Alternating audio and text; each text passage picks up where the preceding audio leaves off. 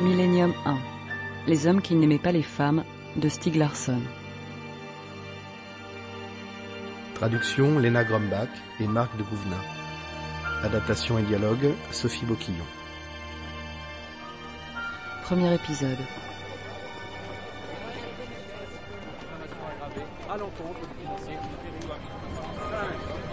Et je vous propose Michael Blomqvist, le journaliste de la revue Millennium, a été condamné ce matin à 3 mois de prison pour diffamation aggravée à l'encontre de l'industriel Hans-Erik Wennerström. Rappelons que dans l'un de ses articles, il accusait ce dernier d'avoir détourné des biens sociaux à des Putain, cette télé, Erika, ça me rend malade. Avoir perdu contre ce gangster. Mais tu pouvais pas deviner que les choses tourneraient aussi mal. Que tu te retrouverais sans la moindre preuve. J'ai jamais pris une telle raclée. Un amateur n'aurait pas fait pire. Mais écoute, on a toujours pris des risques, ça fait partie de notre politique. Il faut empêcher la catastrophe. Il faut que Christer prenne ma place comme gérant. Michael, t'es pas le seul responsable. Moi aussi, j'ai ma part de culpabilité. Je vois pas pourquoi tu devrais être le seul à payer. Erika, c'est la seule solution. Il faut que je disparaisse de Millennium pendant quelque temps. Non seulement en tant que gérant, mais aussi en tant que journaliste et associé. C'est le seul moyen pour que la revue survive. Et qu'est-ce que tu comptes faire quand tu seras plus au journal? Déjà, faire une pause. Souffler. Je suis totalement épuisé. Ensuite, on verra. Tu veux de la compagnie ce soir? Je crois que ça me ferait le plus grand bien. Ah bah t'as de la chance. J'ai déjà prévenu Lars que je dormirai chez toi. Tu es le plus précieux des maris, surtout n'en change jamais. Hein.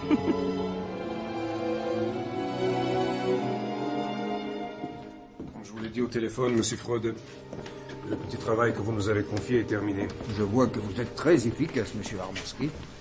Conformément à vos souhaits, le rapport vous dira tout ce que vous vouliez savoir sur Michael Blomqvist. Vous avez trouvé des choses intéressantes? À vrai dire, je ne suis pas en mesure de vous répondre. S'il vous plaît, asseyez-vous. Merci.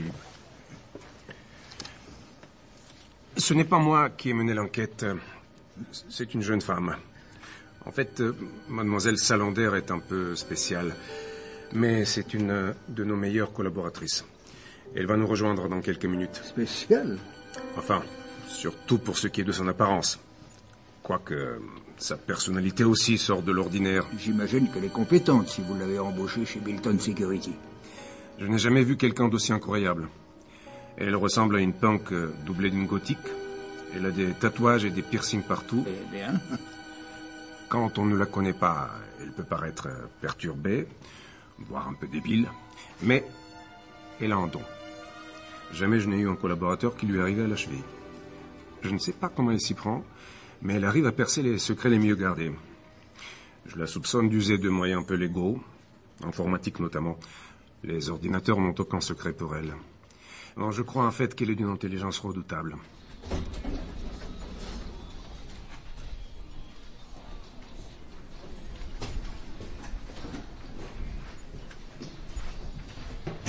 Ah, justement.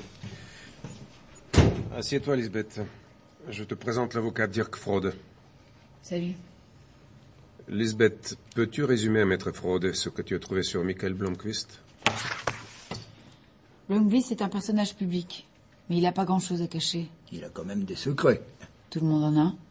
Il suffit de chercher. Quels sont les siens? Vous allez être déçus. C'est à propos de ses petites amies. Il en change comme de chemise. Mais il y en a une qu'il fréquente depuis 20 ans.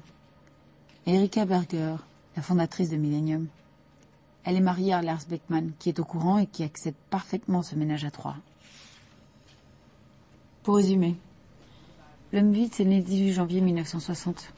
Il aura donc bientôt 43 ans. Il est divorcé et il a une fille de 16 ans, Bernia, et il ne la voit que très rarement. A une sœur aussi, Annika, qui est avocate. C'est un journaliste talentueux. Il a participé en 90 à la fondation de la revue Millennium. Il s'est spécialisé dans le reportage sur la corruption et les affaires louches dans le monde des entreprises. Dès qu'un scandale économique éclate, il est invité sur tous les plateaux télé. Quels sont ses revenus? Il n'est pas riche, mais il n'est pas à plaindre. Il est copropriétaire de Millennium et il ne se paye que 12 000 couronnes par mois. En fait, après sa peine de prison et le versement des dommages et intérêts, il sera totalement fauché. Et magistralement grillé en tant que journaliste. Mais l'homme est-il honnête? C'est pour ainsi dire son capital confiance. Et que pensez-vous de l'affaire Wennerström? Il y a un truc qui cloche. Ça ressemble pas à Blomqvist de publier quelque chose d'aussi énorme sans pouvoir le prouver. Je crois qu'il s'est fait avoir en beauté. Si je vous le demande, accepteriez-vous de tenter de démêler cette affaire? Faut demander à Armansky. C'est pour lui que je bosse. Il n'y a aucun problème pour moi. Bien. Je crois avoir appris tout ce que je voulais. Monsieur Armansky, je vous rappellerai pour fixer les détails de la suite de notre collaboration. Je vous accompagne.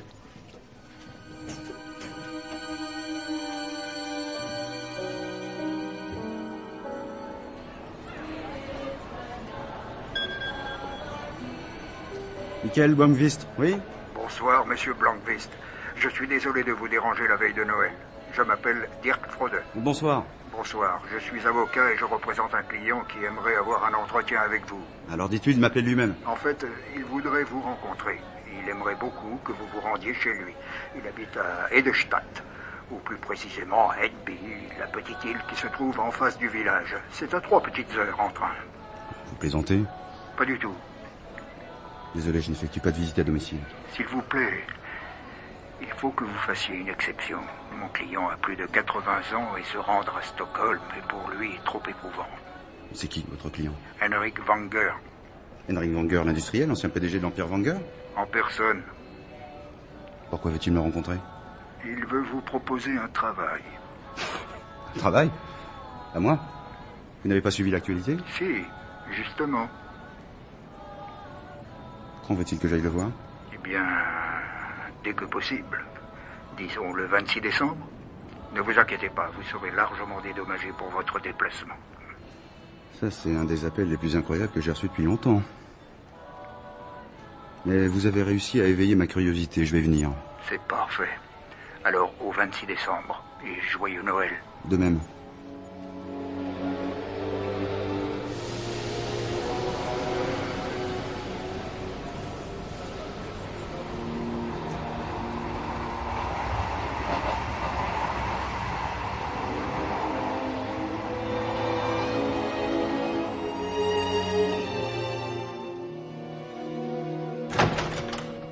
Bonjour, Michael. Entrez. Je suis Henrik Wanger. Il fait toujours aussi froid à Edestadt. Vous n'avez encore rien vu.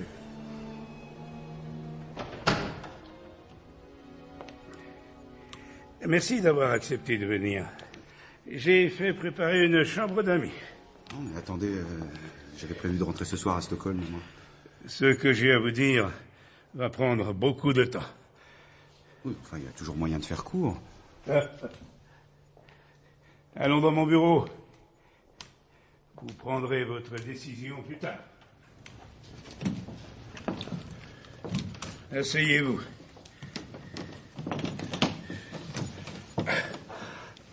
Vous voulez un café? Oui, merci. Michael, je peux te tutoyer. Je voudrais que tu regardes cette photo. Qui est cette jeune fille? Tu l'as rencontrée. Tu t'es même déjà trouvé ici avec elle, dans cette pièce. Mais ne me regarde pas comme ça. Tu étais trop petit pour t'en souvenir. Je connaissais ton père Kurt, car je l'ai engagé à plusieurs reprises dans les années 50 et 60 pour s'occuper du matériel et de son entretien. Toi, tu étais ici pendant l'été 63, quand nous avons changé le parc de machines dans l'usine à papier. Votre famille était installée dans la petite maison en bois de l'autre côté de la route. Quant à cette jeune fille sur la photo, c'est Harriet Wanger, la petite fille de mon frère Richard. Elle t'a gardé plusieurs fois cet été-là. Je peux te tutoyer aussi? Bien sûr. Je suis désolé. Je n'ai aucun souvenir de ce que tu me racontes. Ça n'a aucune importance. Bon, j'ai appris que ton père était mort. Ta mère est encore en vie? Elle est morte, il y a 3 ans. J'ai 82 ans. Moi aussi, la mort m'attend au tournant. C'est pour cela que je veux terminer ce qui est inachevé. Et que tu es là. Dis-moi, que sais-tu de la famille Wenger? Il y a 25 ans, le groupe Wenger était un empire industriel parmi les plus importants de Suède. Aujourd'hui, il a perdu beaucoup de poids économique. Martin Wenger, ton petit-neveu, est l'actuel PDG. Le groupe Wenger reste l'une des rares entreprises familiales du pays. Il y a une trentaine de membres de la famille comme actionnaires. Cela a toujours été sa force. Mais aussi sa plus grande faiblesse. Pourquoi? Ma famille est principalement composée de filous, de rapaces, de frimeurs et d'incapables. Eh ben... Michael, je ne vais pas y aller par 4 chemins. Je veux que tu écrives une biographie de la famille Wenger. Je mets à ta disposition tous mes journaux intimes et mes archives. Tu pourras publier exactement toute la merde que tu trouveras. Mes chers et tendres le méritent. Je comprends pas, c'est une vengeance? Non, un prétexte. Ce que je veux vraiment de toi, c'est autre chose. Harriet Wenger, la jeune fille de la photo qui te gardait quand tu avais 3 ans. La sœur de Martin, l'actuel PDG du groupe. C'est elle, la prunelle de mes yeux. L'enfant que je n'ai jamais eu. Je veux que tu trouves qui, dans la famille, l'a assassiné. Il y a très exactement 36 ans.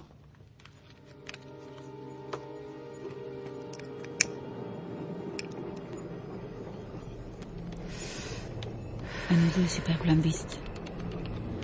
T'en as fait couler de l'encre à ton sujet. Si je trouve pas mon bonheur dans tout ça... Je dois avouer que tu sais écrire. C'est mordant, direct. Tu mâches pas tes mots. T'as dû te faire un paquet d'ennemis avec tout ce que tu déballes. Au fait, je t'ai pas dit. Je suis en train de le coller, ton Wennerström.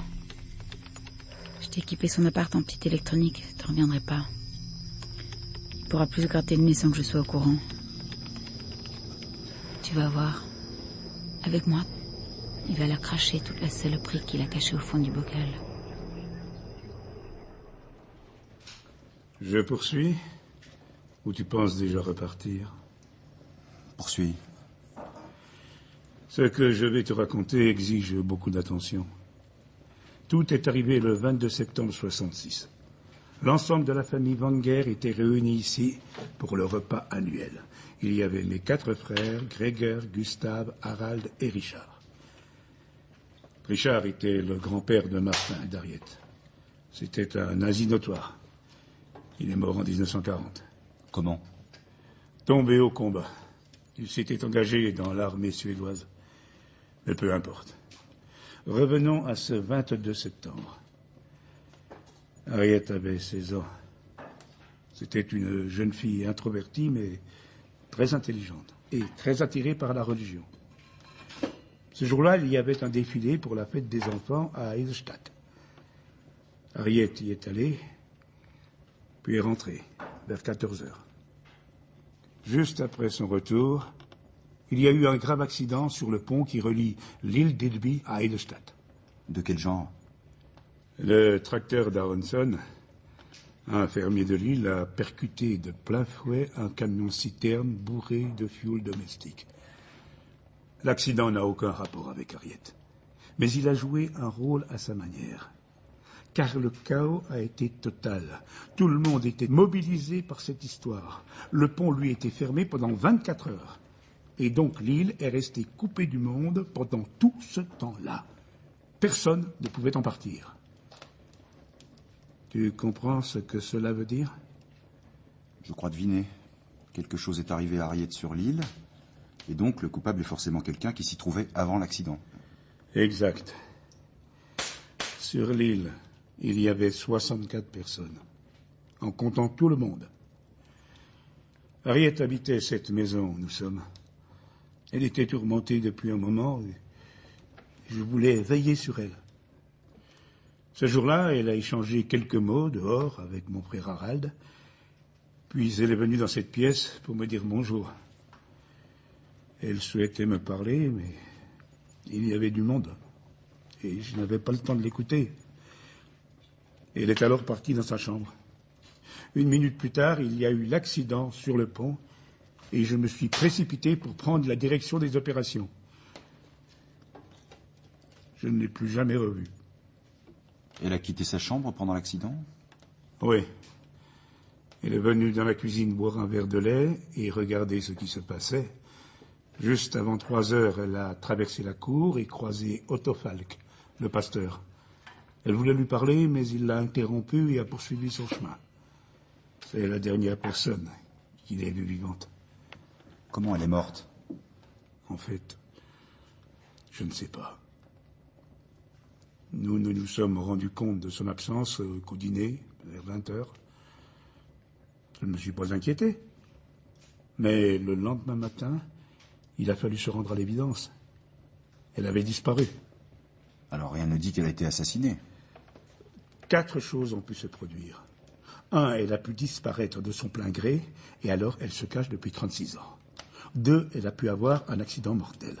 3, elle a pu se suicider. Et enfin, 4, avoir été assassinée. Et pourquoi penches-tu pour cette dernière option? C'est la seule qui soit plausible.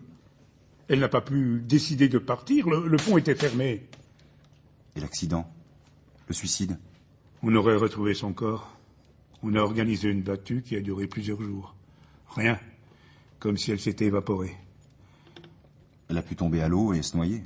Il n'y a pas beaucoup de courant ici. Et avec la direction du vent qu'il y avait ce jour-là, elle aurait été rejetée sur la plage. Des plongeurs ont cherché dans l'eau pendant tout l'été. Elle a pu traverser à la nage ou en barque. Elle n'a pas pu se baigner, l'eau était glaciale. Quant au bateau, il y en avait 13 sur l'île. Tous sont restés à leur emplacement respectif. Non. Harriet a disparu contre son gré. Quelqu'un lui a fait du mal. Il s'est débarrassé du corps. Tu as une idée précise? Pour moi, c'est sûr. C'est une personne de ma famille qui l'a tué. Crois-moi, l'enquête qui a suivi sa disparition a été minutieuse. On a examiné des centaines de photos, car ce jour-là, à cause du dîner familial, il y avait un photographe avec nous. Il a pris en photo l'accident, les gens. Et sur l'île, tout le monde apparaît au moins une fois. Sauf Harriet.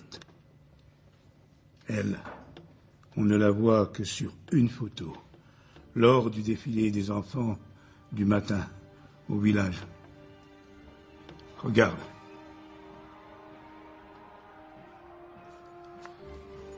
C'est elle, 2 heures avant sa disparition.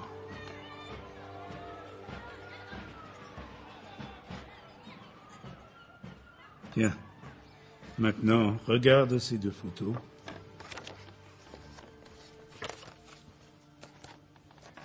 Ça, c'est la maison. 45 minutes après qu'Harriet soit sortie et ait disparu dehors, après avoir parlé avec le pasteur. Tu vois cette fenêtre? C'est celle de sa chambre. Là, elle est ouverte. Sur la photo prise juste avant, elle est fermée. Quelqu'un se trouvait dans sa chambre à ce moment-là? Oui, mais tout le monde le nie. Comment penses-tu que le corps a disparu? Je suppose qu'elle a été tuée sans effusion de sang. Étranglée, sans doute. Puis cachée. Le lendemain, dès que le pont était rouvert, l'assassin a pris sa voiture et a quitté l'île, avec le corps d'Harriet dans le coffre. Oh, nous ne pensions pas encore à un meurtre. Si c'est le cas, nous avons affaire à un salopard qui ne manque pas de sang-froid. Oh. Comme tu dis. Et cela peut être appliqué à la plupart des membres de la famille Wenger. Que veux-tu que je fasse? Je veux t'engager pour que tu trouves l'ordure qui a tué ma petite nièce. Ça fait bientôt 37 ans que je me ronge les sangs à réfléchir pour tenter de comprendre ce qui s'est passé. J'ai consacré presque la moitié de ma vie à rassembler des informations concernant une seule journée. Tu es conscient que l'assassin peut être mort et enterré? Je ne le crois pas. Il y a encore un détail que je ne t'ai pas livré. Très troublant. Je suis né un 1er novembre. À l'âge de 8 ans, Harriet m'a offert une fleur pressée sous verre.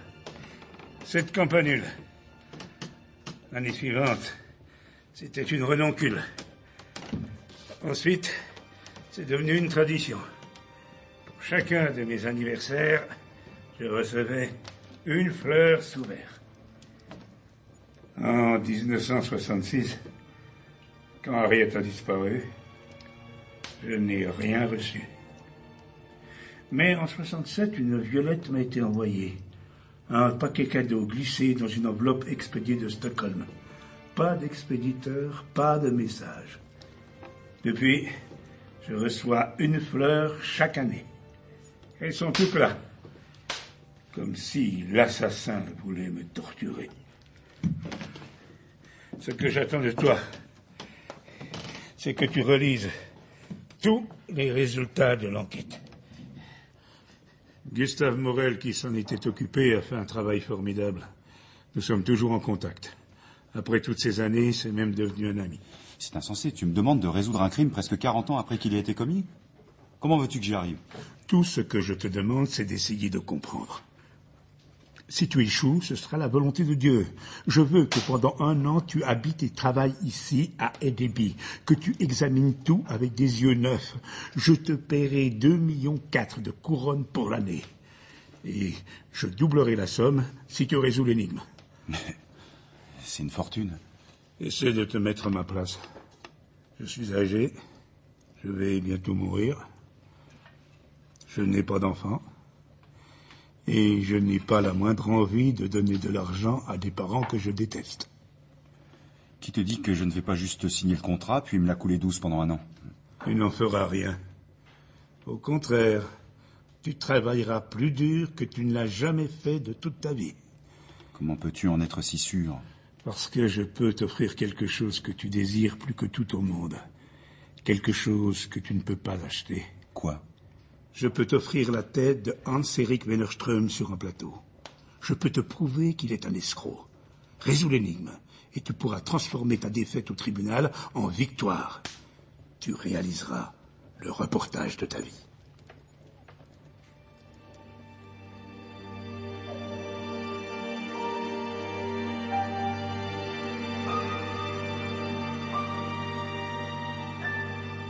C'était Millennium 1.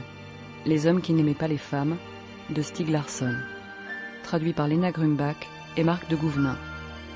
Adaptation et dialogue Sophie Boquillon. Musique composée et dirigée par Krishna Levy. Premier épisode. Avec Christophe Raymond, Michael Blomqvist, Anne Kodja, Lisbeth Salander, Michel Baumann, Henrik Wenger, Marie Payen, Erika Berger, Thierry Bosque, Dirk Freude, Miglan Mirchev, Dragan Armansky. Et les voix de Candice Lartigue, Netta Lando. Bruitage, Patrick Martinache, avec la participation de Jean-François Bernard Sugy. Équipe de réalisation, Sébastien Labarre, Julien Douminc, Marie Placet, François Christophe. Millennium est édité par Actes Sud dans la collection Actes Noirs.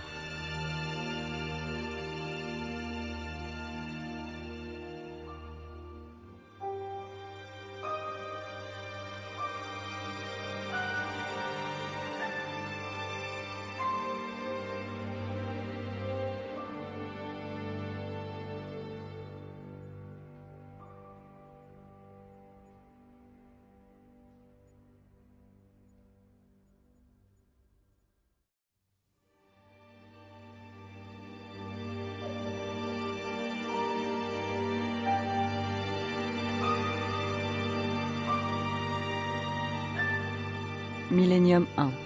Les hommes qui n'aimaient pas les femmes, de Stieg Larsson. Traduction Léna Grumbach et Marc de Gouvenin. Adaptation et dialogue Sophie Boquillon.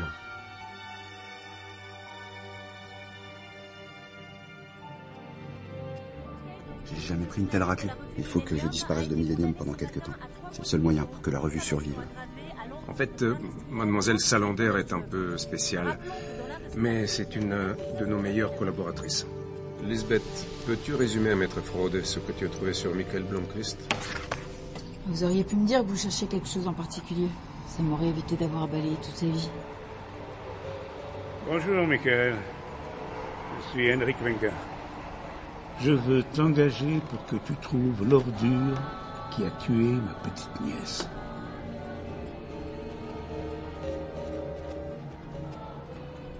Deuxième épisode.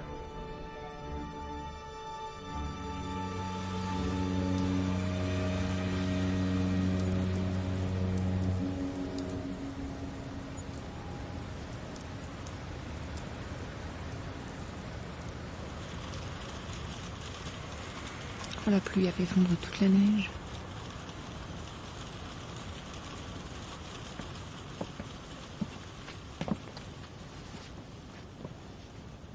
J'ai toujours adoré la vue depuis chez toi.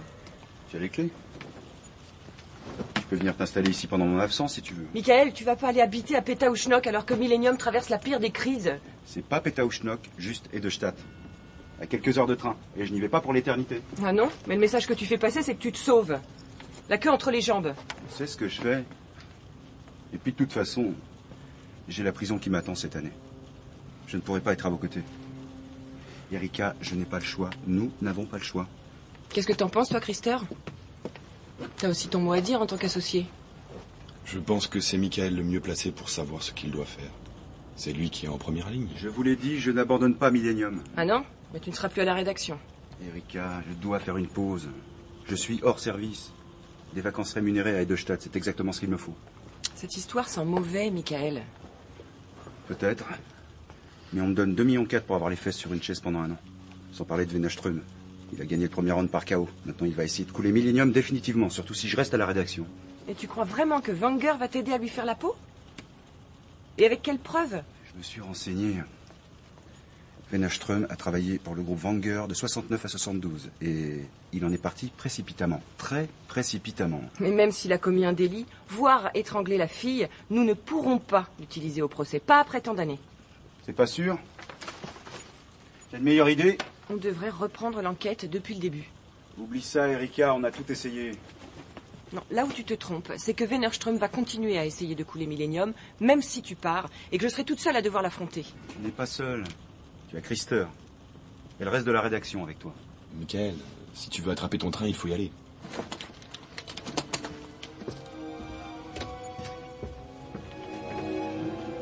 Erika, tu veux vraiment savoir ce que je pense? C'est une putain de situation de merde. Mais si Michael pense qu'il doit partir, alors qu'il parte. On lui doit bien ça. On tiendra le cap jusqu'à son retour. Si jamais il revient.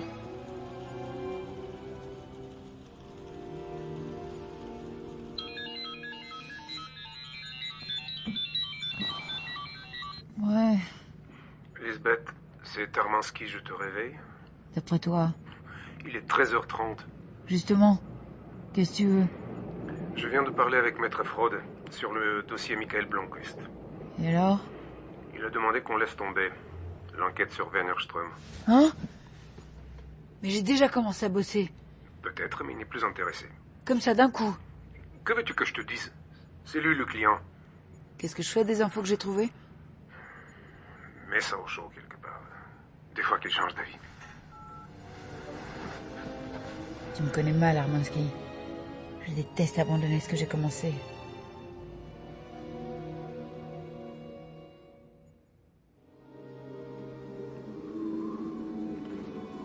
Michael, te voici chez toi. C'est ce que nous appelons la maison des invités. C'est ici que nous logeons les gens qui restent un certain temps. Tu as habité là en 1963 avec tes parents. C'est bien arrangé. J'ai demandé à mon homme à tout faire de mettre le chauffage.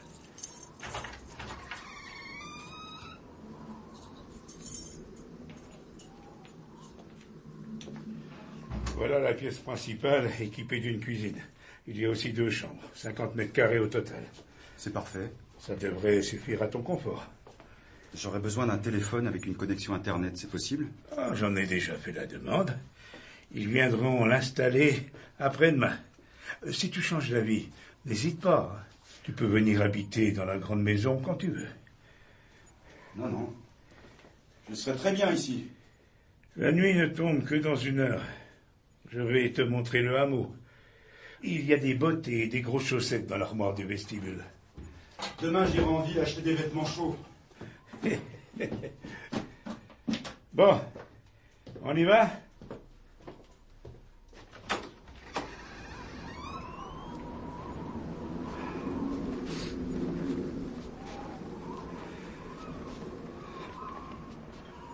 Toute l'île de Hedeby appartient à la famille Wenger, ou plus exactement à moi.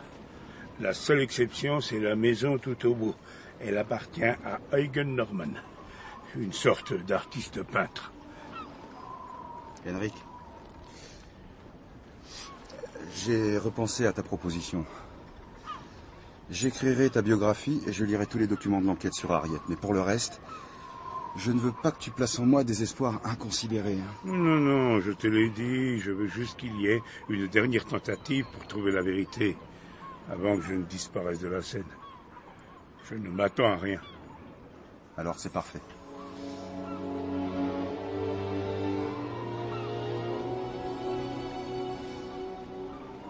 Là, sur la droite, c'est la maison d'Harald, 92 ans. Le seul de mes frères qui soit encore en vie. C'est un vieux loup solitaire, il ne sort jamais. Il ne veut même pas qu'on déneige devant sa porte. Nous nous sommes à peine parlé depuis 60 ans. Je le trouve détestable. Pourquoi vous êtes voisins, si vous vous aimez pas? La maison lui appartient. Je ne peux pas l'empêcher d'y habiter. Cette maison-ci, c'est celle d'Isabella, la mère d'Harriet et de Martin. Tu vois la maison, là, à côté de celle d'Harald? C'est celle de Cecilia, sa fille. Elle est professeure. Elle est séparée de son mari depuis 20 ans. Elle non plus, elle ne parle pas à son père. Elle peut sembler folle quand on ne la connaît pas, mais elle est très futée. Et je l'aime beaucoup. Et la maison, là-bas, en briques blanches, elle ne ressemble pas aux autres? C'est celle de Martin, notre super PDG. Bon, je crois que tu as vu l'essentiel. Tu commences à travailler demain? Ouais. Il va me falloir quelques semaines pour lire tous les dossiers. J'espère que tu ne vas pas m'imposer des horaires fixes. Bien sûr que non. Tu t'organises comme tu veux. Et tu n'as pas oublié que dans quelques mois, je dois purger une peine de prison? Tu pourrais demander un sursis. Non, c'est pas la peine. Si tout va bien et que j'ai suffisamment d'éléments sur ta famille, je pourrais travailler en prison.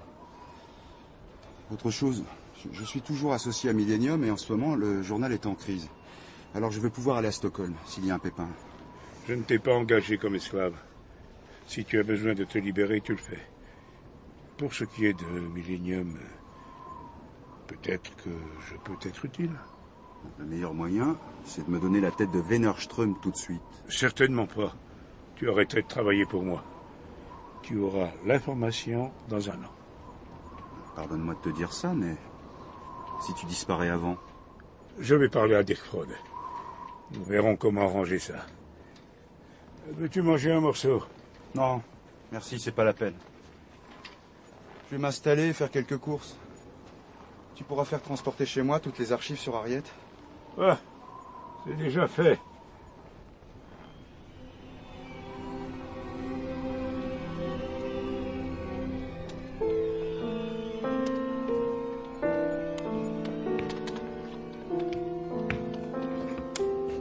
Bonjour. Je suis la fille de Madame Salander. Je voudrais la voir. Un instant. Chambre 12. Suivez-moi.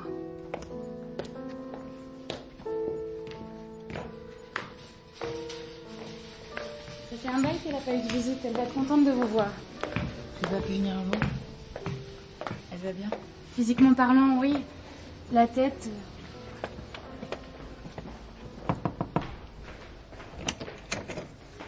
Je vous laisse. Revenez me voir quand vous aurez fini.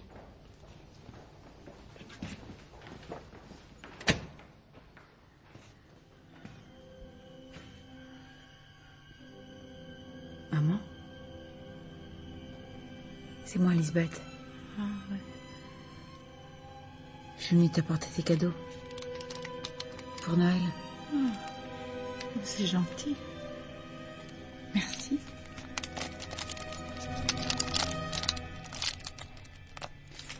Du parfum. Oh, merci, Camille.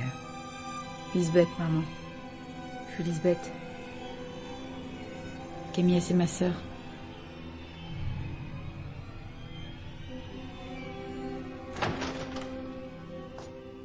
Bonjour. Bonjour. Puis-je vous aider? Je viens voir Henrik. Vous devez être Michael Blomqvist, l'homme qui va réaliser la chronique familiale. Je suis Martin Wenger. Bienvenue à Edelstadt. Merci. Je vous ai vu à la télé il y a quelque temps de cela. Ah oui. Malheureusement, tout le monde m'a vu à la télé. Ne vous inquiétez pas, Wennerström n'est pas très populaire dans cette maison. Henrik m'a dit que c'est à cause de votre défaite face à Wennerström que vous aviez accepté le boulot. En partie. J'avais aussi besoin de m'éloigner de Stockholm. Stockholm. Justement, j'y vais ce soir, sinon je vous aurais invité à dîner. Ce sera pour une autre fois. Vous pouvez entrer, Henrik est dans son bureau.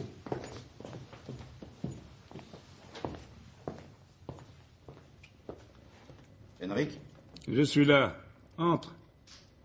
Je viens de croiser Martin. Ah oui, il partait à Stockholm, au secours de l'Empire Wenger.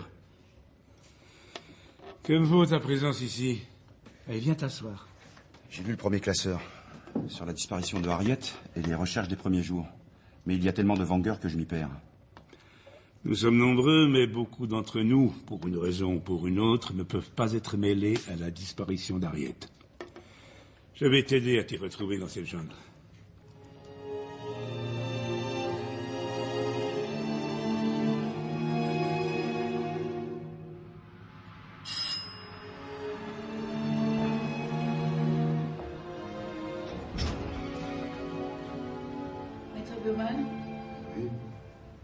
Lisbeth Salander. J'ai reçu un courrier me demandant de prendre contact avec vous. Vous êtes mon nouveau tuteur. Ah oui, entre.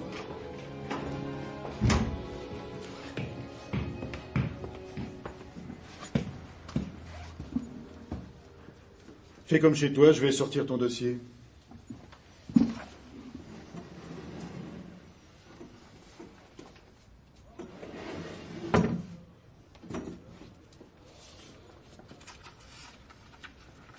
Ton ancien tuteur était Holger Palmgren. Oui. Il a eu une attaque cérébrale, il est à l'hôpital. Je sais. Et donc j'ai hérité de toi.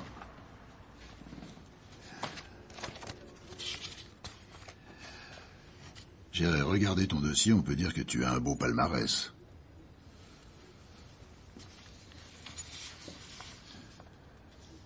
Tu avais 13 ans quand le tribunal de première instance a décidé ton internement à la clinique pédopsychiatrique d'Uppsala. On te considérait comme potentiellement dangereuse pour tes camarades de classe, qui en avaient agressé plusieurs, et éventuellement pour toi-même. Là-bas, tu as décidé de ne jamais répondre aux questions. On n'a jamais pu faire de diagnostic mental. À 15 ans, tu as été placé en famille d'accueil, tu as fugué, deuxième famille, troisième famille. À la 4e, tu t'es tenu tranquille. Enfin, plus ou moins. À 17 ans, tu as été arrêté plusieurs fois par la police en état d'ébriété. À 18 ans, tu as été mis en examen pour coups et blessures. Tu avais balancé un coup de pied à la tête d'un passager dans le métro. Ce salaud m'avait tripoté. C'est ce que tu as déclaré, en effet. On a ordonné un examen psychologique, mais tu as refusé de t'y prêter. Il y a tout de même eu un rapport sur toi. Introverti, socialement limité, manque d'empathie, égocentrique, comportement psychopathe et asocial, incapable d'assimiler un enseignement. Ah oui, j'oubliais. Risque de pratique de la prostitution. Au tribunal, c'est Holger Palmgren, un travailleur social de la vieille école, qui t'a tiré d'affaire. Il a démontré que, puisque tu avais refusé de faire le moindre test, les conclusions des médecins n'étaient fondées que sur des suppositions et non pas sur une certitude. Résultat, au lieu d'être interné, tu as juste été mis sous tutelle. Et Palmgren a dit que dans la mesure où tu lui accordais ta confiance, il acceptait d'être ton tuteur. La chance de ta vie, n'est-ce pas ? T'as laissé gérer ton budget comme tu le voulais. Je me demande comment il s'est débrouillé pour ne pas se faire taper sur les doigts. Je suis plus une gamine. Non, mais moi je ne suis pas très laxiste. Alors désormais, c'est moi qui réglerai tes factures. Je mettrai ton salaire sur un compte à mon nom et je te donnerai 1400 couronnes par semaine pour ta nourriture et tes vêtements. Tu fais quoi chez Milton Security? Je fais le café. Je trie le courrier. Parle-moi un peu de ton hygiène intime. Expliquez-vous. Tous ces anneaux que tu portes, ça ne provoque pas des infections?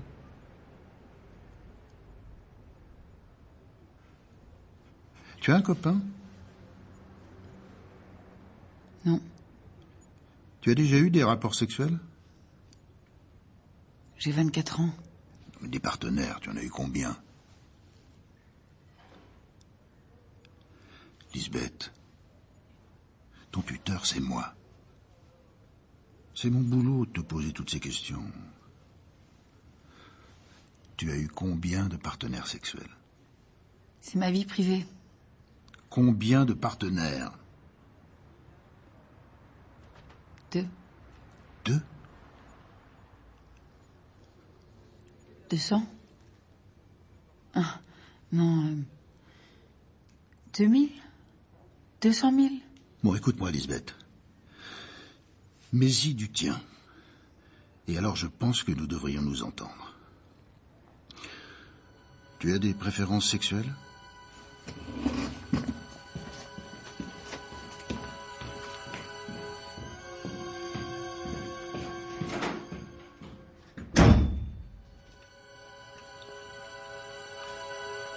Alors, tu y vois plus clair maintenant?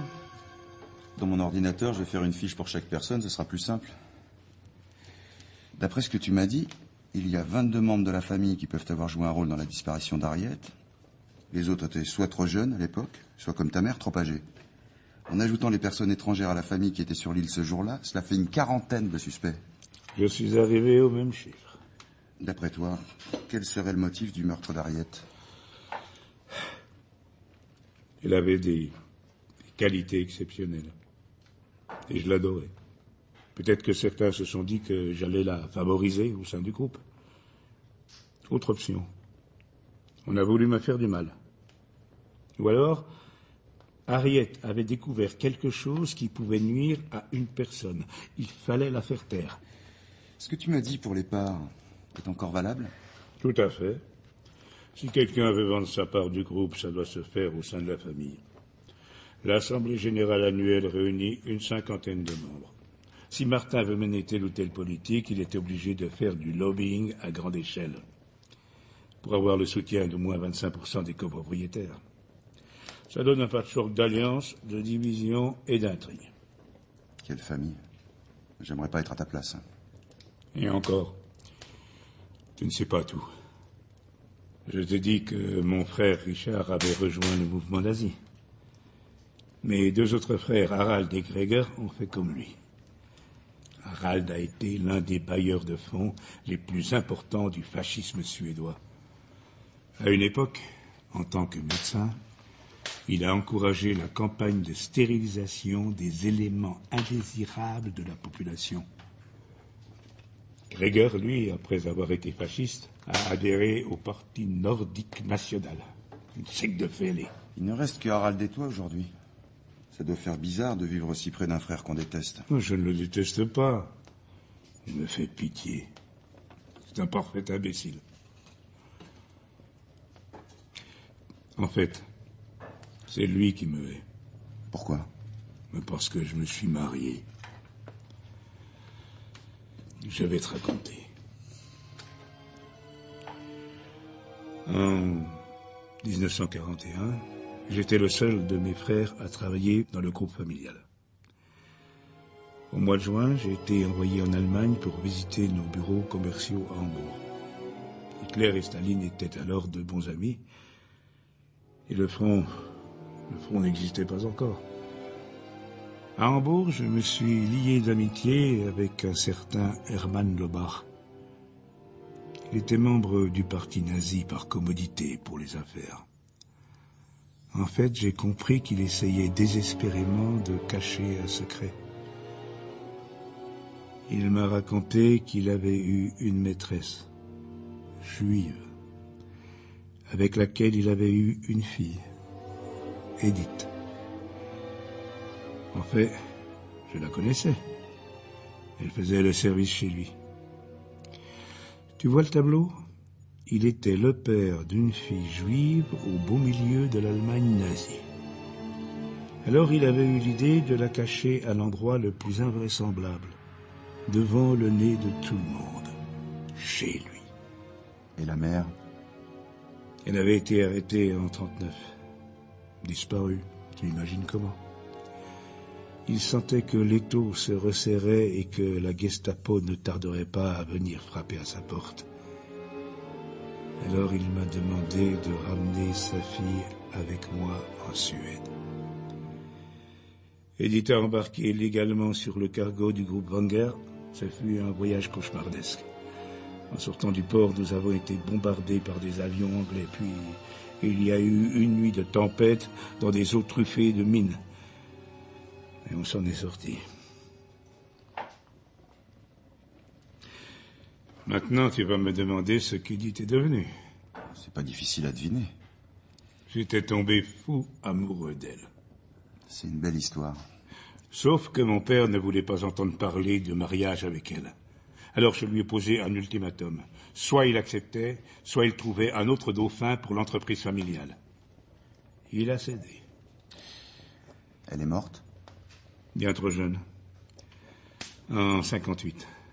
Nous avons vécu 16 ans ensemble. Elle avait un problème cardiaque de naissance. Moi, j'étais stérile. Nous n'avons jamais eu d'enfant. Voilà. C'est pour ça que mon frère me hait. Parce que tu t'es marié ? Parce que je me suis marié selon ses termes avec une sale pute de juive. Pour lui, je trahissais la race, le peuple, la morale et la famille. Oui, il est complètement taré, quoi. Oh, c'est exact. Et maintenant, tu le sais.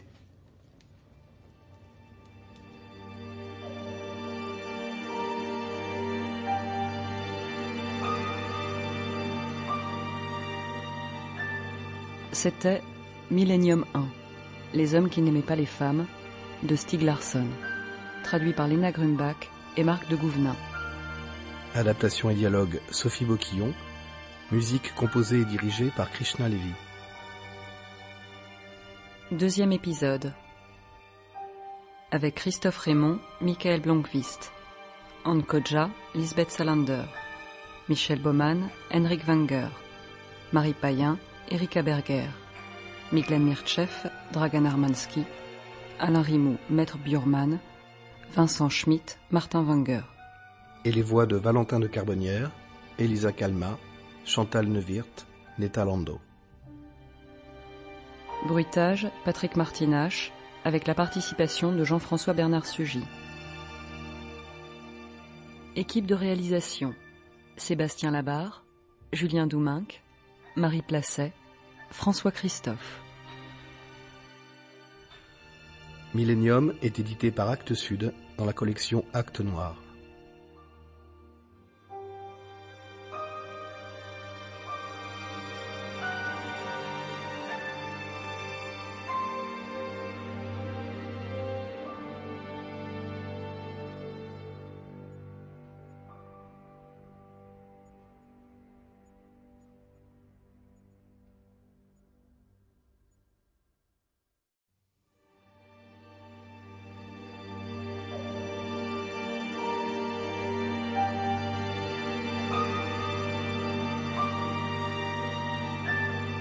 Millennium 1, Les hommes qui n'aimaient pas les femmes, de Stieg Larsson.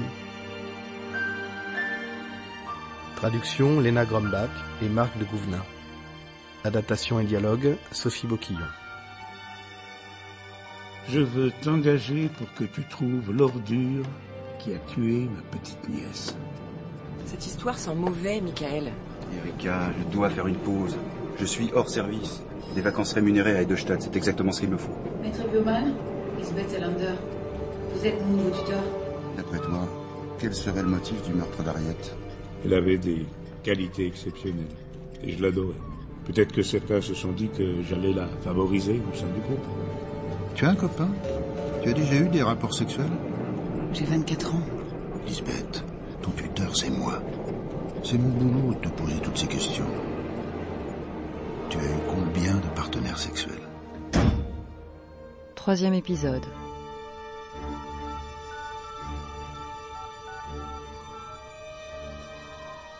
Bonjour, vous êtes bien sur le répondeur d'Erika Berger. Je ne suis pas disponible pour le moment, mais laissez-moi un message et je vous rappellerai dès que possible. Salut Ricky. Je suppose que tu m'en veux toujours puisque tu me donnes pas de signe de vie et que tu réponds pas à mes messages. Ici, il a fait moins 37 la nuit dernière. C'est pas humain un froid pareil. Si t'as envie de me pardonner, surtout te retiens pas. Ah, Erika, ne me dis pas que c'est ton esprit frappeur ou vengeur. Bon, je te laisse, on frappe à la porte.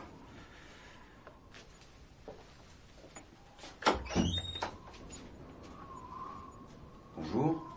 Bonjour. Je peux rentrer? Je suis Cécilia Wenger. Oui, bien sûr, je vais vous servir un café. Je vais pas vous laisser mourir de froid.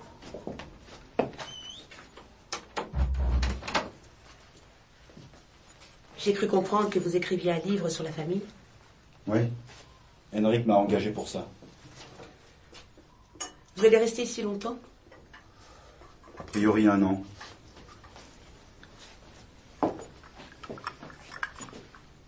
Qu'est-ce qui vous amène? Vous vouliez voir celui qui va fouiner dans l'histoire des Wenger? Ça fait du bien. Vous devez savoir qu'Henrik n'est pas vraiment objectif quand il s'agit de sa famille. Ça vous pose un problème? Je pense que vous avez compris qu'il n'est pas facile d'être une Wenger. Ne vous faites pas de soucis, je ne m'en tiendrai qu'aux faits avérés. Donc, je n'aurai pas besoin de fuir ce pays quand le livre sortira. Je ne crois pas. Les gens sont capables de faire la différence entre une personne et une autre. Entre mon père Harald et moi, par exemple? Votre père, le nazi. Il est fou. Heureusement, je ne le vois qu'1 ou 2 fois par an, même si nos maisons se touchent. Vous ne voulez plus le voir? Avant de vous répondre, j'aimerais savoir si vous avez l'intention d'utiliser ce que je vais vous dire. Ou si je peux avoir une conversation, disons, normale avec vous. Je dois raconter l'histoire de la famille Wenger. À mon avis, il est impossible d'éviter que la boue ne remonte à la surface, mais cela ne veut pas dire que je vais répéter tout ce que j'aurais entendu. Est-ce que ce livre va parler d'Harriet Wenger? Bien, c'est vrai qu'il y aura peut-être un chapitre. Mais vous n'êtes pas ici pour enquêter sur sa disparition. Qu'est-ce qui vous fait dire ça? J'ai vu qu'on vous avait livré 4 gros cartons. Et les archives personnelles d'Henrik sur la disparition d'Harriet ne sont plus là où elles étaient avant. Je préfère que vous abordiez ce sujet avec Henrik. Parfois, je me demande qui est le plus fou. Mon père ou mon oncle. Cette histoire a empoisonné nos vies pendant des années. Et j'ai l'impression que ça ne s'arrêtera jamais. Bon, je dois y aller. Passez boire un café un de ces jours. Je suis presque toujours chez moi le soir. Merci. Ah, au fait, puisqu'on en a parlé, que pensez-vous qu'il soit arrivé à Harriet? Je n'en ai aucune idée.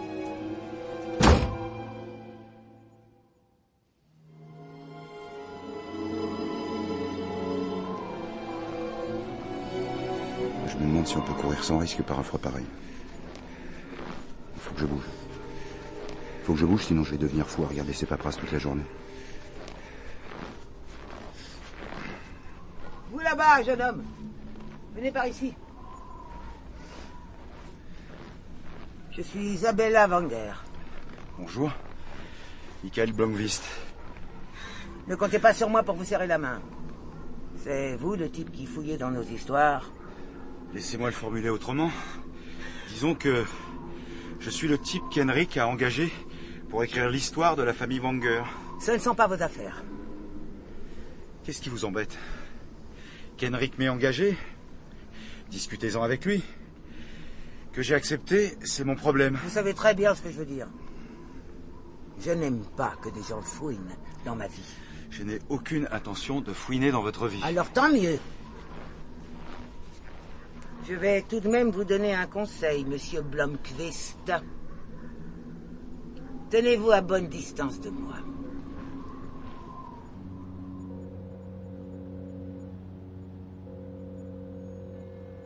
Allô? Erika, j'y croyais plus. Quand est-ce que tu rentres? Je suis content de t'entendre. Ça fait 1 mois que tu me laisses sans nouvelles. Non, ça fait 1 mois que tu nous as laissé sans nouvelles. Alors, comment ça va? Et tu devrais venir à Edelstadt aussi, c'est très charmant. Très drôle. Pourquoi tu te sens tout seul dans ton trou à rats? Si tu savais ces plaisirs sains que je découvre. Alors raconte, le journal. Que des bonnes nouvelles, on a perdu 2/3 de nos annonceurs. Fais une liste de ceux qui se désistent. Un jour, on parlera d'eux dans un article aux petits oignons. Michael, j'ai fait des calculs. Si on n'a pas de nouveaux annonceurs, on coule à l'automne. C'est aussi simple que ça. Ne t'inquiète pas, un jour ou l'autre, le vent va tourner. Tu peux pas dire ça et ne rien faire, toi. Là-haut, dans ton enfer Lapon. On n'exagère pas. Le village Lapon le plus proche est à plus de 500 km. Oui, je sais. T'as accepté une mission, il faut que tu la remplisses. Excuse-moi. Si je venais te rendre visite... Quand tu veux. Faut que j'emporte un fusil avec des balles à loup? Non, pas du tout. Nous engagerons quelques lapons avec des traîneaux à chiens. Tu viens quand? Vendredi soir, d'accord? Et comment? On discutera de tout ça et puis on vérifiera si mon lit est assez large pour 2.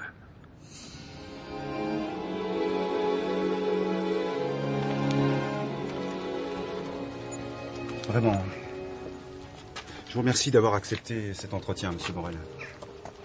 Henrik est mon ami. Moi aussi, j'ai passé 36 ans à essayer de comprendre cette histoire. Henrik a consigné tellement d'archives sur la disparition d'Harriet. Mais j'aimerais que vous me confiez vos réflexions personnelles, des intuitions, des sentiments qui ne seraient pas dans les dossiers. Des intuitions, j'en ai un paquet. Mais elles sont tellement vagues. Je n'arrive même pas à les formuler. D'après vous, qu'est-ce qui est arrivé à Harriet? D'après moi, elle a été assassinée.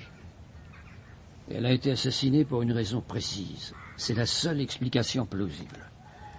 Quant au motif, si nous le connaissions, nous saurions qui l'a tuée. Je pense que quelqu'un a profité du chaos de l'accident pour la tuer. Et puis il a caché le corps et l'a transporté plus tard, quand tout le monde cherchait Harriet dans l'île. Il a donc agi de sang-froid? Ouais. Il y a un détail qui a son importance. Harriet est venue dans le bureau d'Henrik et a demandé à lui parler. C'est un drôle de comportement, non? Alors que tout le monde courait dans tous les sens. Elle voulait raconter quelque chose, et l'assassin l'a compris. Si mes souvenirs sont exacts, Henrik était avec plusieurs personnes quand elle est venue le voir, non? Il y avait son frère, Gregor, le fils d'une cousine, un certain Magnus, et les 2 enfants d'Harald, Birger et Cecilia. Mais ça ne veut rien dire. L'homme qui l'a tué n'était pas forcément présent. L'homme? Je suis un policier, et un vieux policier, qui a largement eu le temps de constater que la plupart des assassins sont des hommes. Mais vous avez raison de me reprendre, la famille Wenger compte quelques femmes qui sont de vraies tigresses. Oui. Je m'en suis rendu compte, j'ai rencontré Isabella. Que ce soit un homme ou une femme, tant que tu n'auras pas le motif de la mort d'Harriet. Je vais vous dire un truc. Je suis à la retraite, et pourtant cette affaire me fascine encore aujourd'hui. Vous savez, tout flic a dans sa carrière son mystère non résolu. Et certaines enquêtes se glissent sous la peau et ne repartent jamais. Quand j'étais jeune flic, il y avait à Edelstadt un collègue qui s'appelait Torstensson. Et lui, son obsession, c'était l'affaire Rebecca, une jeune femme qui, dans les années 40, avait été violée et assassinée d'une manière très brutale. On l'avait ligotée et on lui avait enfoncé la tête dans les braises. Quelle horreur. Le meurtre n'a jamais été élucidé. Moi, c'est Harriet, l'enquête sous ma peau. Je n'ai jamais réussi à lâcher. Les meurtres non résolus vous rongent à tout jamais.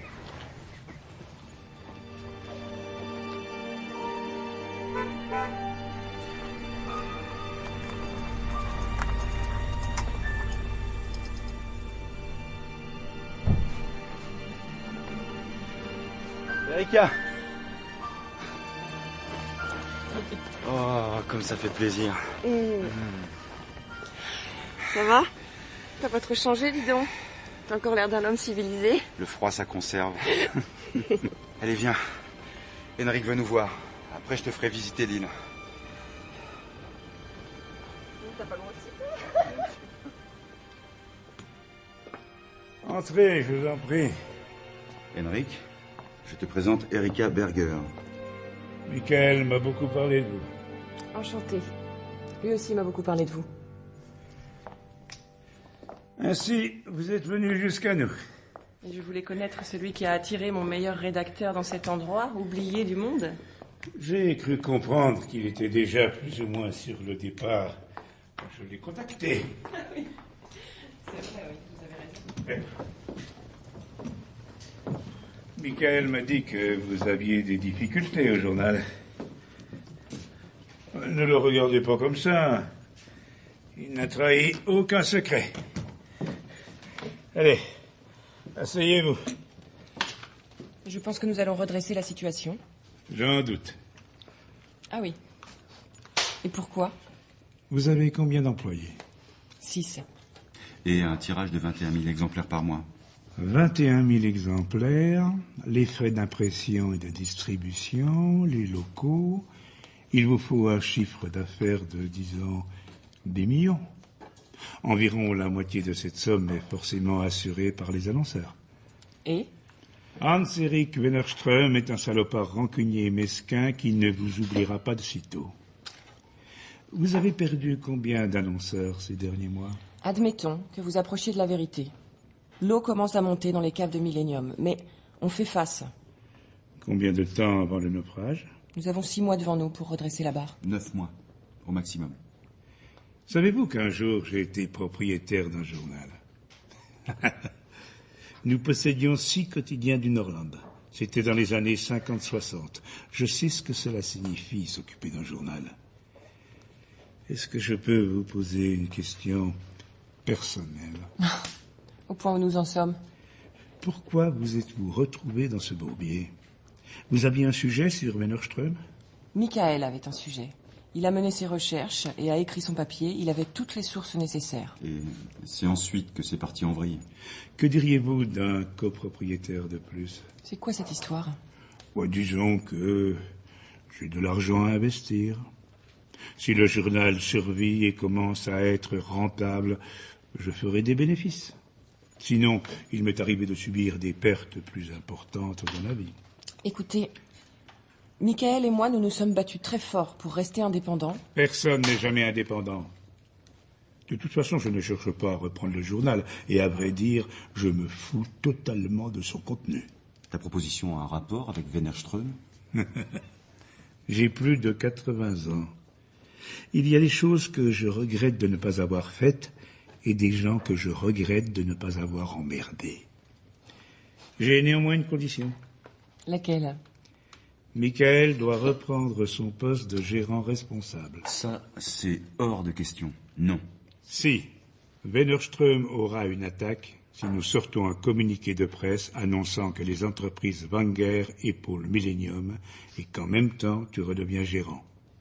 Tout le monde comprendra que ce n'est pas une prise de pouvoir, que la politique rédactionnelle reste la même, et les annonceurs reviendront.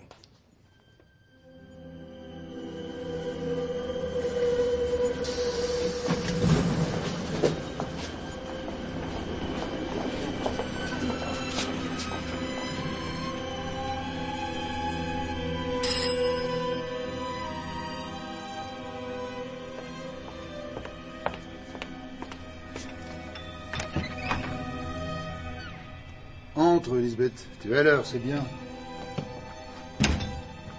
C'est bien aussi que tu m'as appelé pour me voir. Attitude positive, qu'est-ce que tu veux? J'ai besoin d'un nouvel ordinateur. Pourquoi? Celui que tu as ne te convient plus? Il est mort. Tu n'es pas dépensière, au moins.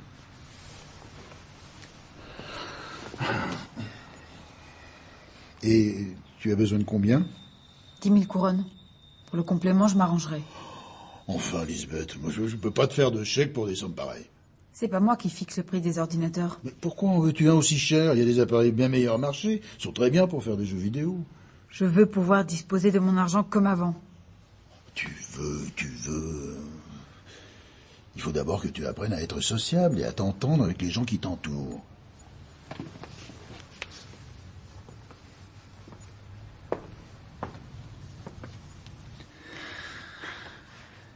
Qu'est-ce que vous faites? Tu vois bien, je te masse la nuque pour te détendre. Je te caresse les seins pour me détendre moi.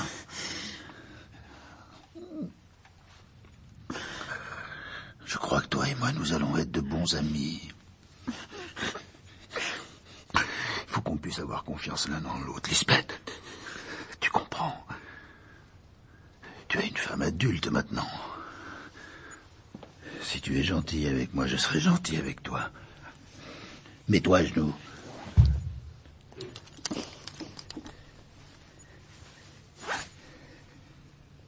Tu as déjà fait ce genre de choses, n'est-ce pas? Si tu le fais pas, je te fais interner avec les fous. Pour le restant de ta vie, c'est ce que tu veux? Allez. Prends-la dans ta bouche, suce-moi.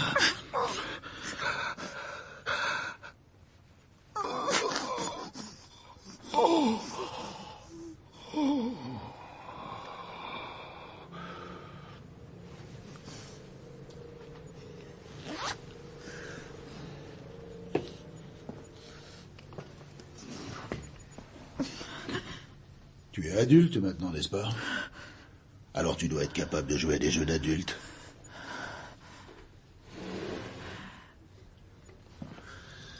Je pense pas que ce soit une bonne idée que tu parles de ce que nous avons fait. Réfléchis, qui te croirait? La parole d'une débile violente contre la mienne.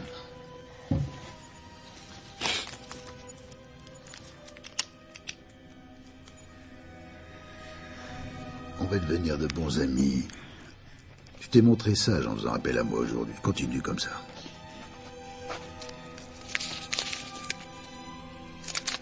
Tiens. Voilà ton chèque. Y'a quelqu'un? Y'a quelqu'un? Michael, je commençais à croire que tu ne viendrais jamais. Oh, excuse-moi, je te tutoie. Je t'en prie. Entre. Merci.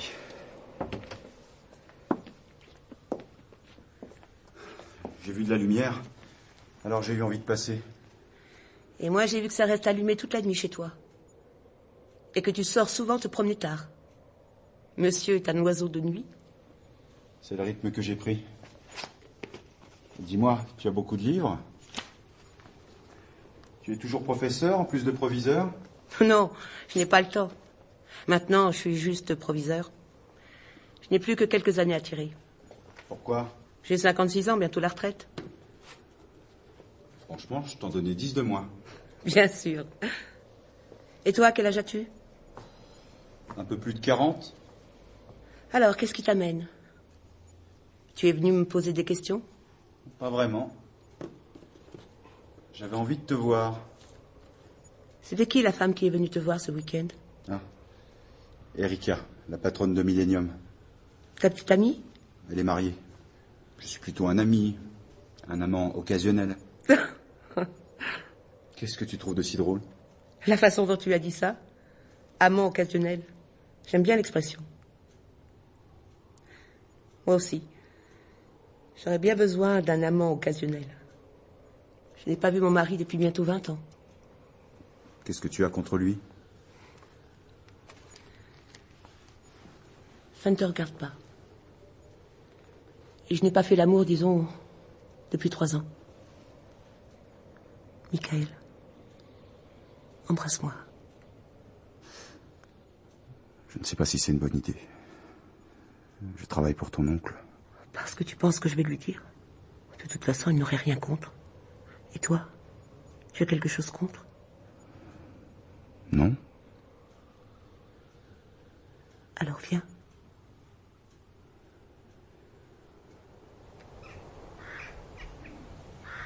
Henrik! Ouais?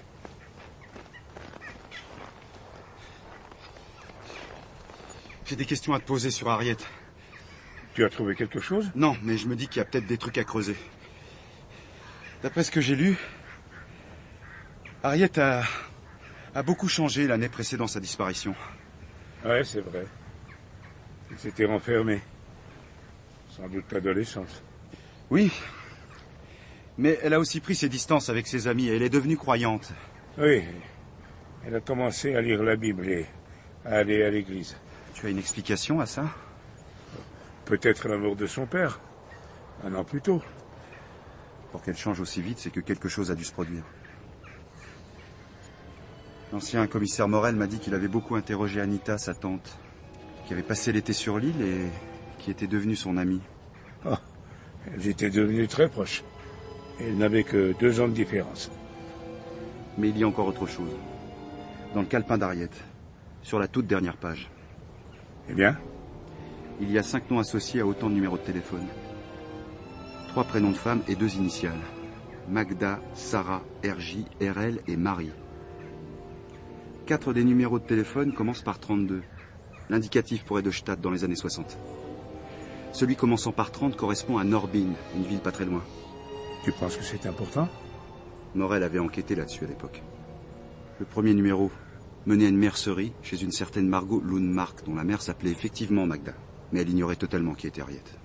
Le deuxième numéro, celui pour Sarah, menait à une famille avec des enfants en bas âge, les Torresson. Aucune Sarah dans la famille. Les 3 autres numéros ne menaient nulle part. Morel a supposé que tout ça correspondait à une sorte de code secret. Il a essayé de raisonner comme une adolescente. Rien. Il a cherché du côté des plaques d'immatriculation dans les années 60. Rien non plus. Il s'est donc concentré sur les noms. Il a fait une liste de toutes les personnes à Edelstadt nommées Marie, Magda et Sarah, ou ayant pour initiale RL ou RJ. Et il est arrivé à un répertoire de 307 personnes. 29 d'entre elles avaient un lien de près ou de loin avec Harriet, mais rien de plus. Et donc? Juste une intuition. Je suis persuadé que lorsque l'on saura à quoi correspondent ces noms et ces numéros, alors le mystère Harriet sera en grande partie résolu.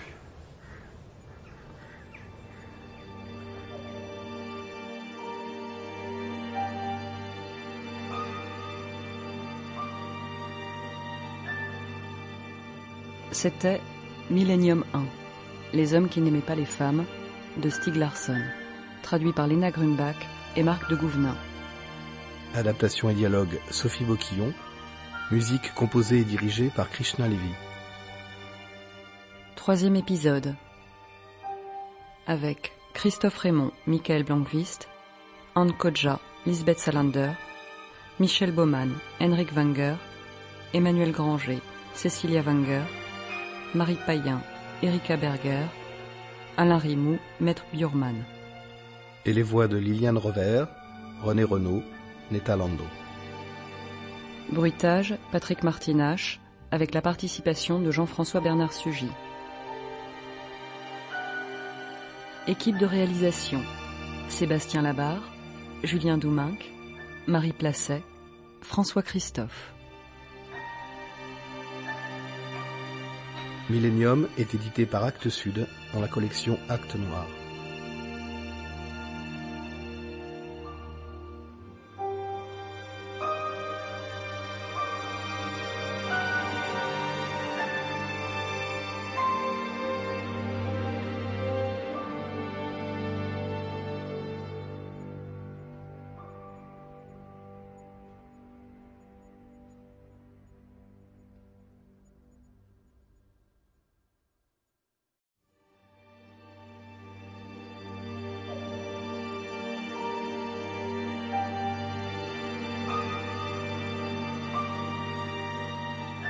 Millennium 1, Les hommes qui n'aimaient pas les femmes, de Stieg Larsson. Traduction Lena Grumbach et Marc de Gouvenin. Adaptation et dialogue Sophie Boquillon.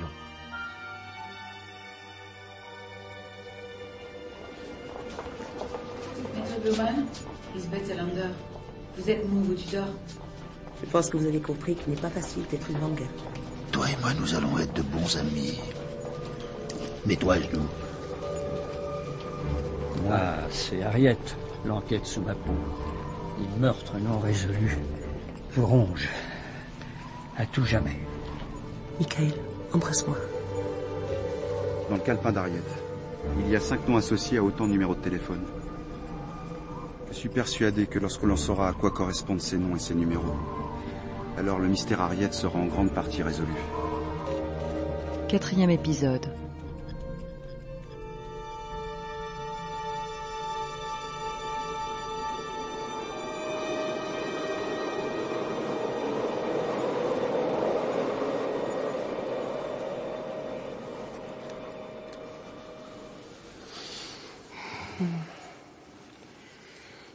C'était encore meilleur que l'autre soir. Surtout, n'hésite jamais à venir me voir. Je pensais que tu voulais pas d'amant. Je vais adopter ton fonctionnement. Un amant occasionnel. Mais j'ai juste 2 conditions. Primo, que tu ne restes jamais dormir ici. D'accord. Et deuxio? Que tu n'ailles pas crier sur les toits d'Edestadt notre liaison. Je ne vois pas pourquoi je le ferais.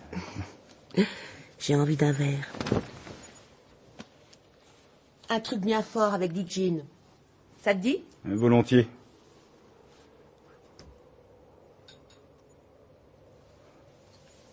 Pourquoi tu es venu chez moi l'autre soir? J'en avais envie. Tu étais chez toi à lire l'enquête d'Henrik, et soudain tu viens me voir. On n'a pas besoin d'être bac plus 12 pour comprendre que tu avais une idée derrière la tête. Avant que je te demande de m'embrasser, bien sûr. Tu l'as lu, cette enquête? En partie. J'ai vécu toute ma vie d'adulte avec cette satanée histoire. On ne peut pas fréquenter Henrik sans être contaminé. C'est un problème fascinant. Un mystère de la chambre close à l'échelle du Nil. Rien dans l'enquête ne semble suivre une logique normale. Toutes les questions restent sans réponse. Tous les indices mènent à un cul-de-sac. Le néant total. Faut croire que ça peut arriver. Tu étais sur l'île ce jour-là? Bien sûr. J'ai suivi tous les événements. À l'époque, je faisais mes études à Stockholm. J'aurais mieux fait de rester chez moi avec une grippe ce week-end-là. Et comment était Harriet? Vraiment? Tout le monde en parle avec des mots différents. Tu veux dire la dernière année? Je ne sais pas ce qu'elle avait dans la tête. Un jour, elle était frappadingue religieuse. Le lendemain, elle se maquillait à outrance et allait à l'école avec le pull le plus moulant de son armoire. Pas besoin d'être psy pour comprendre qu'elle était malheureuse. Et pourquoi, d'après toi? À cause de ses parents, Isabella et Gottfried, bien sûr. Quel désastre, leur mariage. À tel point que Gottfried est parti s'installer à l'autre bout de l'île, tout seul dans une cabane. De temps en temps, on le voyait au village, complètement saoul. On aurait dit un clochard. Et Harriet, personne n'avait envie de l'aider? Si, Henrik. C'est pour ça qu'elle est allée habiter chez lui. Mais il était souvent en voyage. Il n'avait pas beaucoup de temps pour elle. Harriet ne pouvait se confier à personne. J'ai compris que le problème venait de là. Elle essayait de maintenir les apparences, de faire comme s'ils étaient une famille heureuse, jusqu'à la noyade de son père. Là, elle ne pouvait plus faire semblant. Et c'est là qu'elle a changé? Oui. Elle était d'une intelligence brillante, surdouée. Elle avait toujours les meilleures notes partout. Mais c'est comme si elle n'avait plus de vraie personnalité. Et comment son père s'est noyé? Il est tombé d'une barque juste en bas de sa cabane. C'est son fils Martin qui l'a trouvé. Ça, je le savais pas. Martin a beaucoup changé. En vieillissant, il est devenu une personne vraiment bien. Si tu m'avais demandé il y a 35 ans, je t'aurais dit qu'il était celui de la famille qui avait le plus besoin d'un psy. Lui aussi souffrait de la situation. Il était taciturne, renfermé. Mes 2 enfants vivaient de sales moments. J'imagine. On était tous dans le même panier. Ma sœur Anita et moi, c'était avec mon père Harald. Tu as compris qu'il n'était pas fréquentable. C'est dur d'être jeune dans la famille Wenger. Qu'est-ce qu'elle est devenue, ta sœur? Elle habite à Londres. Elle est chef d'escale à la British Airways. On s'entend bien, mais on a très peu de contacts. Elle ne vient jamais à Edestadt. Pourquoi? Je te l'ai dit, notre père est fou. Mais toi, tu es resté, ton frère aussi. Les choses sont comme ça. Ce qui me fascine avec la famille Wenger, c'est les haines réciproques. Ce n'est pas tout à fait vrai. J'aime énormément Martin et Henrik. Et je m'entends bien avec ma sœur, même si je la vois très peu. En revanche, je déteste Isabella. Et je ne parle pas à mon père. En tout cas, dans cette famille, les choses sont claires. Nous disons ce que nous pensons. Ah, ça, j'ai remarqué. Je sonne chez toi et un quart d'heure après, tu me sautes dessus. Oui. Et d'ailleurs, je pense que je vais m'y remettre.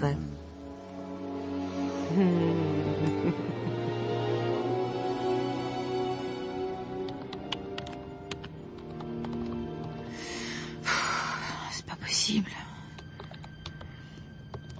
Divorcé, sans enfant, membre de Greenpeace et d'Amnesty International, mais qu'est-ce que ça peut me foutre?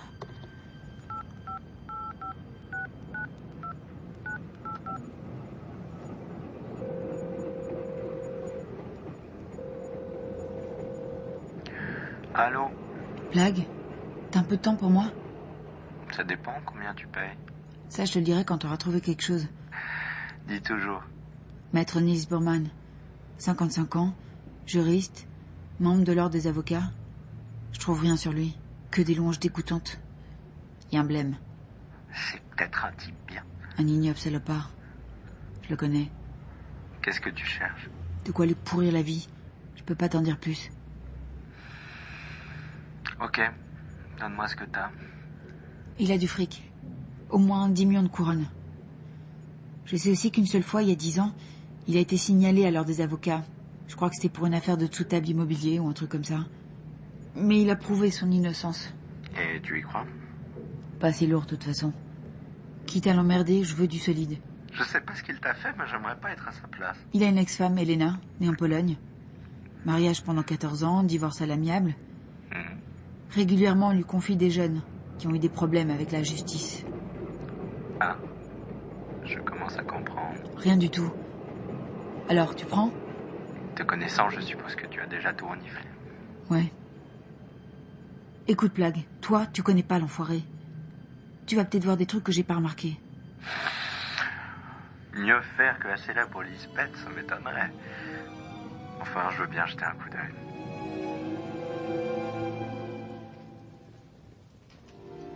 Voilà où j'en suis. La biographie de la famille Wenger avance bien. J'ai un premier jet de près de 120 pages. Qui va jusqu'où? Les années 20. J'ai aussi une 40aine de pages de brouillon sur toi et tes frères, mais je dois encore faire des recherches. Ça, j'en doute pas. Je dois aussi me renseigner sur les entreprises à l'époque de la gloire du groupe Wenger, leur structure, leur fonctionnement. Je peux t'aider si tu veux. Non, je préfère m'y prendre seul. Tu me payes pour ça. Je crois qu'en tout, il me reste environ 300 pages à écrire. Je pourrais te donner une première version en septembre. Ouais, dans 6 mois, en gros. Oui. Après, je peaufinerai le texte pendant l'automne. Merci pour ces précisions, Michael.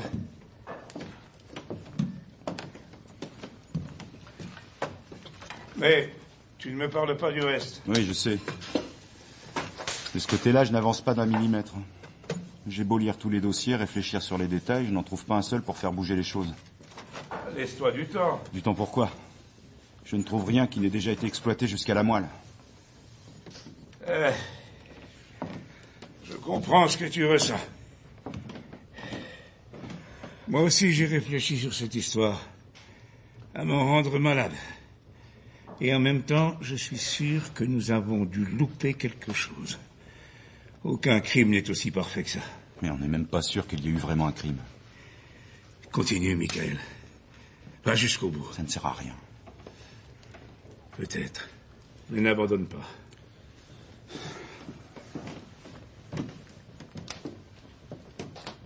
Il y a ces numéros de téléphone?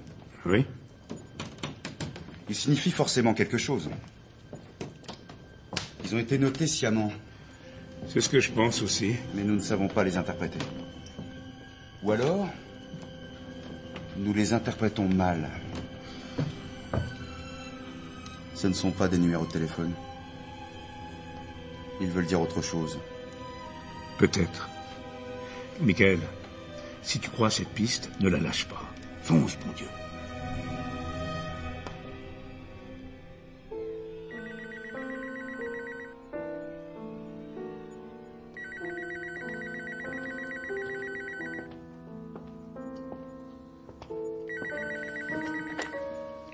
Maître Bohrmann.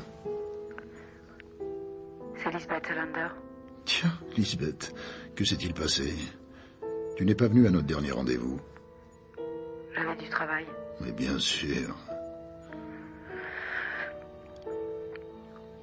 J'ai besoin d'argent. Ma petite Lisbeth, je vais t'en donner, mais comme tu n'es pas très fiable, je vais fixer une nouvelle règle. Tu vas venir chez moi, à mon domicile. Upplandsgatan numéro 15. Je t'attends dans 1 heure.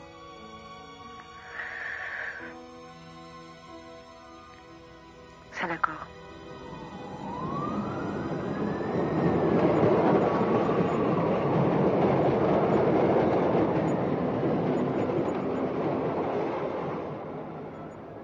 T'es en retard, tu sais pas lire l'heure? Suis-moi. Allez, tiens, qu'est-ce que tu crois que je vais te faire visiter? Pourquoi t'as besoin d'argent cette fois? Encore des machins pour ton ordinateur? Pour m'acheter à manger. Bah suis-je bête? C'est vrai, t'as raté notre dernier rendez-vous. Tu dois être complètement à sec, ma pauvre petite. Sinon, comment vas-tu? Tu as réfléchi à ce que je t'ai dit l'autre fois? Quoi? Ne te fais pas plus bête que tu n'es. Je veux que toi et moi, on soit bons amis et qu'on s'épaule. Est-ce que tu as aimé notre jeu pour grande personne de l'autre fois? Non. Lisbeth, ne sois pas idiote. J'ai besoin d'argent pour m'acheter de quoi manger. C'est exactement ce que je t'ai dit la dernière fois. Il te suffit d'être gentil avec moi pour que je sois gentil avec toi. Mais si tu t'évertues à me contrarier... Okay. Laisse-moi enlever mon blouson et poser mon sac. Je t'en prie.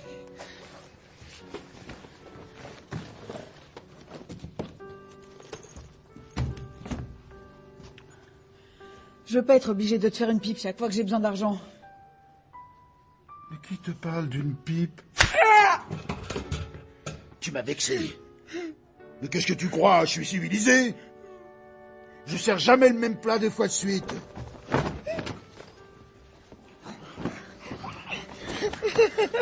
Garde tes cris pour tout à l'heure. T'as encore rien vu. Mais d'abord, je vais m'assurer que tu restes bien mignonne. Tendance à la violence. C'est écrit noir sur blanc dans ton dossier. Il faut que tu saches me faire confiance, Lisbeth. Je vais t'apprendre les règles de ce jeu pour les grands. Au fait, je t'ai pas dit. Tu reviens ici samedi prochain.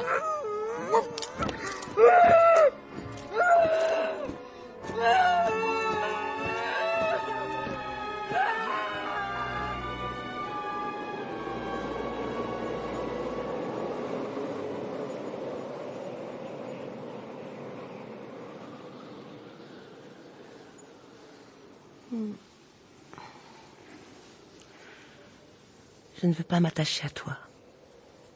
Je ne veux pas souffrir. Cécilia, tu sais que je repartirai d'ici bientôt. Je sais. Je ne suis pas idiote. Pourquoi tu vis pas avec ton mari?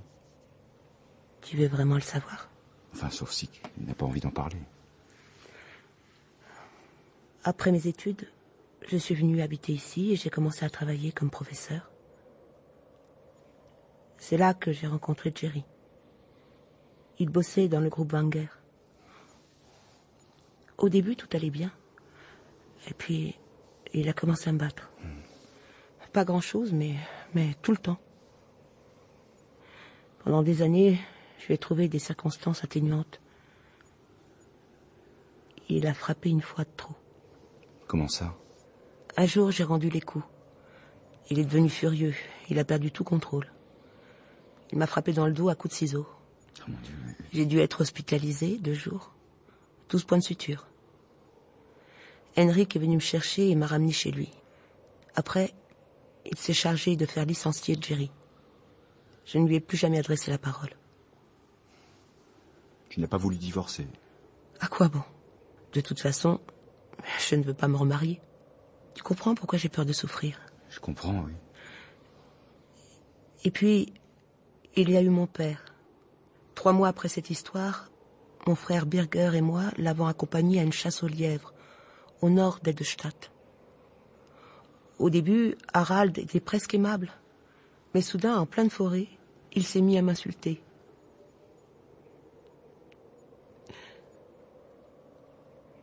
Il a dit que j'étais une petite garce et que c'était normal que je ne sache pas garder un homme. Et mon frère a commencé à rire. Salopard. À un moment, j'ai pris conscience que je tenais un fusil de chasse. Il me suffisait de le lever et de tirer 2 cartouches. Je l'assure, j'avais envie de les tuer. Tous les 2. Et puis en fait, j'ai laissé tomber l'arme. Et je suis retournée à la voiture. Je les ai laissés sur place et je suis rentrée seule. Après, j'ai refusé à mon père l'accès de ma maison. Et je ne suis plus jamais allée le voir chez lui. Tu comprends, Michael? Mon père a gâché ma vie. Toute cette famille a gâché ma vie.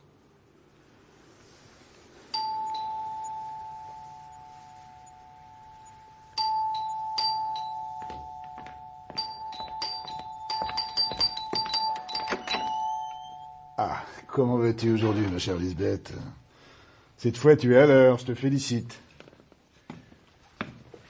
J'y suis peut-être allé un peu fort la dernière fois, tu avais l'air mal en point lorsque tu es parti. On va dans la chambre. Oui?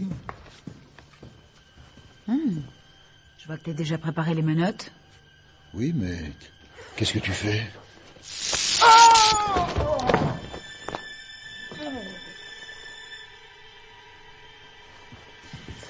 T'as pas ça dans ta panoplie, hein? C'est une matraque électrique. Je viens de te balancer 75 000 volts dans la gueule, connard! T'as eu raison pour les menottes. Comme ça, j'ai pas besoin de les chercher.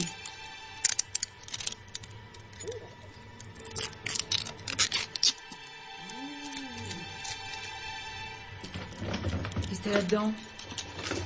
Non, mais j'ai trouvé tes joujoux. Des cravaches, des godemichés, des baillons. Et ça sert à quoi? C'est ça que t'as utilisé sur moi la semaine dernière.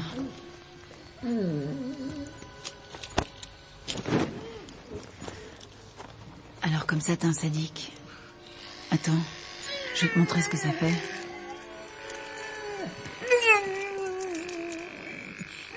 Tu te souviens?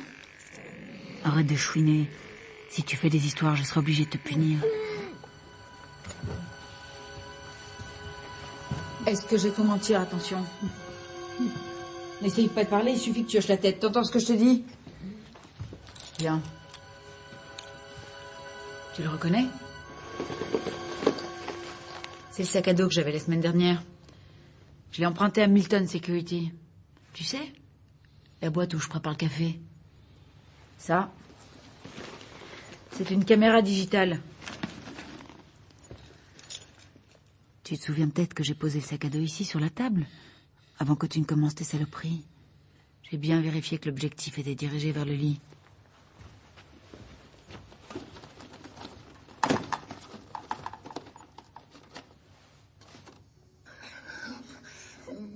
D'abord, je vais m'assurer que tu restes bien mignonne. Hein. Tendance à la violence, hein, c'est écrit noir sur blanc dans ton dossier. Il faut que tu saches me faire confiance, Lisbeth. Je vais t'apprendre les règles de ce jeu pour les grands. Je vais t'épargner la suite. Ça dure comme ça pendant 1h30.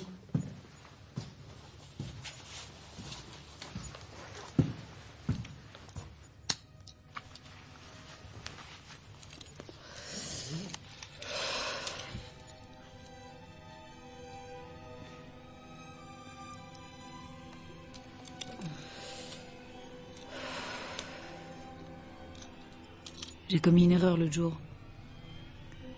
Je m'attendais à ce que tu m'obliges encore une fois à tailler une pipe.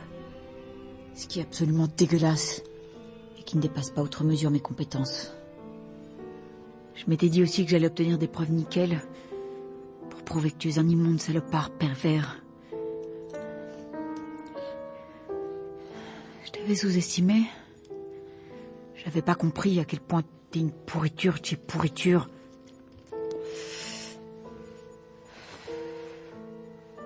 Je vais être claire. Ce film te montre en train de violer une fille de 24 ans, handicapée mentale, dont tu te rends charge. Et tu es loin de soupçonner à quel point je peux être handicapée mentale quand j'en ai envie. Je file ces DVD à n'importe qui, et il comprendra que tu es non seulement une ordure, mais aussi un sadique fou furieux. T'es d'accord avec moi? Bien. Comme ça, c'est clair pour tous les deux. Je vais te dire ce qui va se passer. La semaine prochaine, tu donneras des instructions à ma banque. Désormais, je serai la seule à avoir accès à mon compte. Ensuite, tu ne me contacteras plus jamais. Nous ne nous verrons que si je le décide. Compris? Parfait. Une fois par an, tu enverras ton rapport sur moi à la commission des tutelles. Tu écriras que je mène une existence tout à fait normale, que j'ai un travail fixe et que je me conduis comme il faut. Tu raconteras en détail à quel point je suis positive et combien ça roule pour moi. J'ai pas fini. Dans 1 an ou 2, tu entameras des pourparlers avec le juge pour obtenir la révocation de ma tutelle. Tu trouveras un psy qui prêtera serment et qui dira que je suis absolument normale. Je te fais confiance pour que ça fonctionne. Et que je sois déclarée émancipée.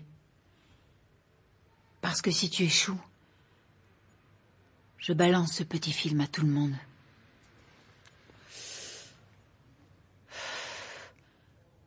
J'oubliais.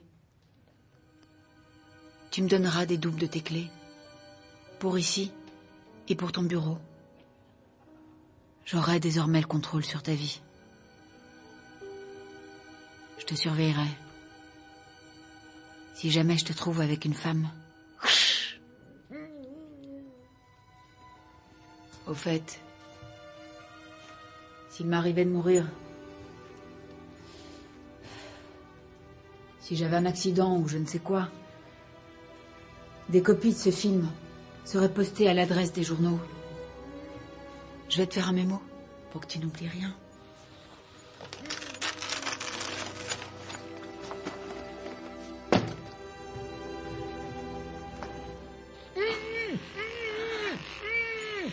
Bouge pas. C'est la première fois que je tatoue quelqu'un. Tu verras, ça fera extrêmement joli sur ton ventre. Juste une phrase, ça suffira. Je suis un porc, un sadique et un violeur. Maître Burman, je crois que votre vie à partir de maintenant va changer. Pour le pire.